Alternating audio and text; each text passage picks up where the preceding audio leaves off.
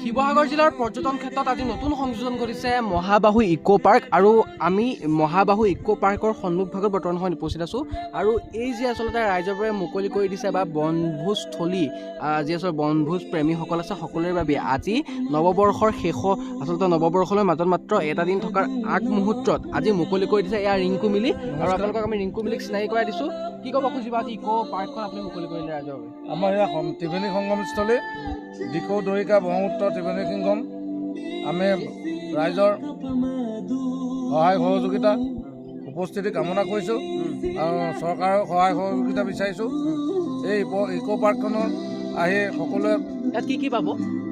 ইয়াত থলুৱা খাদ্য যি ধৰণে অৰ্ডাৰ বিচাৰিব সেই অনুপাতে পাব। আপোনালোকে এদিন আহি দামবোৰ কেনেকুৱা ধৰণৰ হ'ব? দামবোৰ ৰিজনেল প্ৰাইচ হয় আৰু ইয়াত আচলতে বহুজনে সংস্থাপনৰ নিশ্চয় বাট লাভ কৰিব। হয় হয়।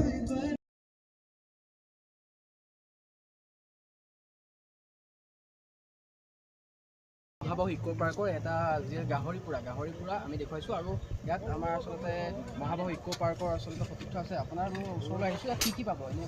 ইয়াতে আপোনাৰ গাহৰি স্পেচিয়েল থাকিব ঔটেঙাৰ লগত, তাৰপৰা আপোনাৰ ঔটেঙা কি লাই শাক আৰু গাহৰি মাংস থাকিব, তাৰপৰা এনেকৈ ষ্টিক থাকিব, তাৰপৰা আপোনাৰ আৰু এইটো দেখিছোঁ এইটো আপোনাৰ চাইমদৰ ব্যৱস্থা হ'ব।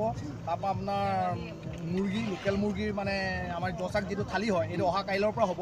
স্পেচিয়েলি আজি আমাৰ আৰম্ভ হোৱাৰ কাৰণে আমাৰ কিছু টকা হ'ল। তাৰপিছত আছে মাছ থাকিব, তাৰপিছত এনেকৈ নানান ব্যঞ্জন হাঁহ থাকিব, এনেকৈ নানা ব্যঞ্জনেৰে মানে আমি অতিথিক আপ্যায়ন কৰিবলৈ আমি মহাবাহু ইকো পাৰ্কৰ পৰিয়ালে আমি ৰেডি হৈ আছোঁ।